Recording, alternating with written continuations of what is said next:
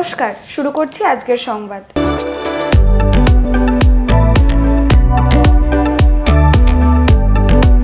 বর্ধমান শহরে 29 নম্বর ওয়ার্ড তৃণমূল কংগ্রেসের উদ্যোগে ও স্থানীয় কাউন্সিলর তথা বর্ধমান পৌরসভার এমসিআইসি সুশান্ত প্রামাণিকের তত্ত্বাবধানে ইন্দু গাডিয়ার স্মরণ সভা অনুষ্ঠিত হলো।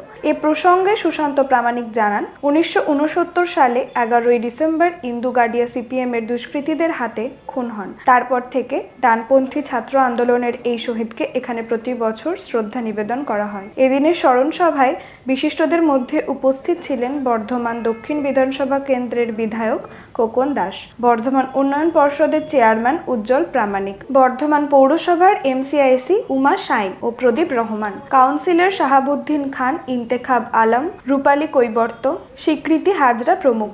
এদিন ইন্দু গাডিয়ার প্রতিকৃতিতেই তারা প্রত্যেকেই মাল্যদান করেন। বিধায়ক খোকন দাস ইন্দু গাডিয়ার প্রতি শ্রদ্ধা নিবেদন করে তার আদর্শে আজকের ছাত্র সমাজকে উদ্বুদ্ধ হওয়ার আহ্বান জানান। উজ্জ্বল প্রামাণিক বলেন, 1969 থেকে 70 সালে সারা দেশ জুড়ে কংগ্রেসের নির্দেশে ছাত্র আন্দোলন শুরু হয়। সেই সময় ছাত্র আন্দোলনকে বর্ধমানে নেতৃত্ব দিয়েছিলেন ইন্দু গাডিয়া, তাই তাকে সিপিএম এর দুষ্কৃতী বাহিনীর হাতে খুন হতে হয়। আমরা এই শহীদ ছাত্র নেতার প্রতি শ্রদ্ধা জ্ঞাপন করছি, তার আদর্শ মেনে ছাত্র সমাজকে এগিয়ে চলার পরামর্শ দিচ্ছি।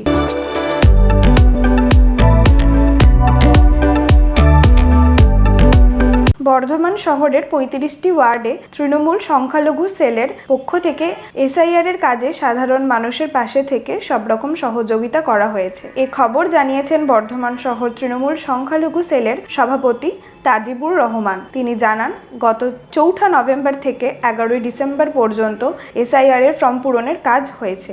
এই কাজ করার জন্য প্রতিটি ওয়ার্ডে তৃণমূল সংখ্যালঘু সেলের নেতৃত্ব ও কর্মীরা সহায়তা ক্যাম্পে বসে সাধারণ মানুষকে সহযোগিতা করেছেন। এসআইআর এর ফর্ম পূরণে যেখানে সমস্যা হয়েছে সাধারণ মানুষকে তা বুঝিয়ে দেওয়া হয়েছে। যারা নিরক্ষর বা অল্প শিক্ষিত তাদের এই ফর্ম পূরণে সাহায্য করেছেন সংগঠনের কর্মীরা। তাজিবুর বলেন, আমরা আশাবাদী আগামী দিনে যে ভোটার তালিকা প্রকাশিত হবে সেখানে প্রত্যেক বৈধ ভোটারের নাম অবশ্যই থাকবে।